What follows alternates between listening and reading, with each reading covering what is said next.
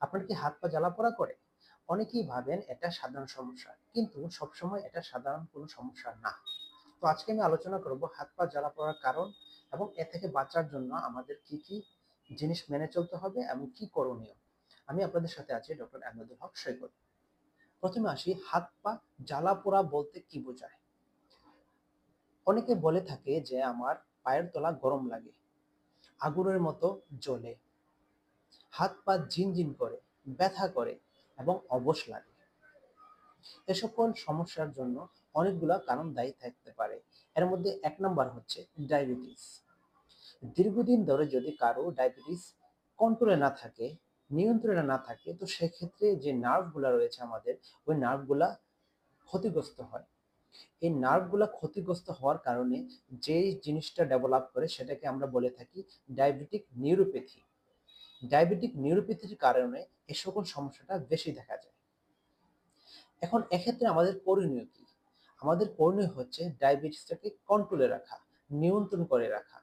আপনার নিকটবর্তী যে ডাক্তার রয়েছে তার পরামর্শ অনুযায়ী ইনসুলিন লাগলে ইনসুলিন এবং ওষুধ লাগলে ওষুধ খেতে হবে। তারপর নিয়মিত হাঁটতে হবে, খাবার-দাবারের একটা কন্ট্রোলে রাখতে হবে। ২ নাম্বার, ভিটামিন B12 এর ঘাটতি। আমাদের দেহের জন্য বিভিন্ন ধরনের ভিটামিনের প্রয়োজন রয়েছে। এর মধ্যে যদি ভিটামিন B12 এর ঘাটতি দেখা দেয়, তো সেক্ষেত্রে এসব এরকম লক্ষণ দেখা যেতে পারে। এছাড়াও যে আমাদের ব্রেইনের যে কোনো জিনিস মনে রাখার যে ক্ষমতা, এই ক্ষমতাটাও কমে যেতে পারে ভিটামিন B12 এর ঘাটতির কারণে। এছাড়াও মাথা ঘোরা, হাত পা ঝিনঝিন করা এরকম সমস্যাও হতে পারে ভিটামিন B12 এর ঘাটতির কারণে। এছাড়াও যারা দীর্ঘদিন ধরে গ্যাস্ট্রিকের ওষুধ খায়, তাদের ক্ষেত্রে ভিটামিন B12 এর ঘাটতি বেশি হতে পারে এবং তাদের ক্ষেত্রে এই ঝুঁকিটা বেশি থাকতে পারে। এছাড়াও যারা নিরামিষভোজী, যারা ভিটামিন জাতীয় খাবার খেতে চায় না, তাদের ক্ষেত্রেও এই সমস্যাটা হতে পারে। ৩ নাম্বার, রক্ত চলাচল কমে যাওয়া। যারা অনেকদিন ধরে ধূমপান করে এবং যাদের দেহের ওজন বেশি, চর্বির পরিমাণ বেশি, তাদের ক্ষেত্রে এই সমস্যাটা বেশি হতে পারে। রক্ত চলাচল কমে যাওয়ার কারণে যদি এই সমস্যাটা দেখা দেয়, তো সেক্ষেত্রে অবশ্যই তাকে নিকটবর্তী ডাক্তারের শরণাপন্ন হতে হবে। সে অনুযায়ী পরীক্ষা লাগলে পরীক্ষা করতে হবে এবং যদি রক্ত ঘাটতি থাকে, রক্ত কম থাকে অথবা রক্ত শূন্যতা থাকে, তো সেক্ষেত্রে তাকে ঐরকম ভাবে চিকিৎসা গ্রহণ করতে হবে। ৪ নাম্বার, অ্যাংজাইটি অ্যান্ড স্ট্রেস।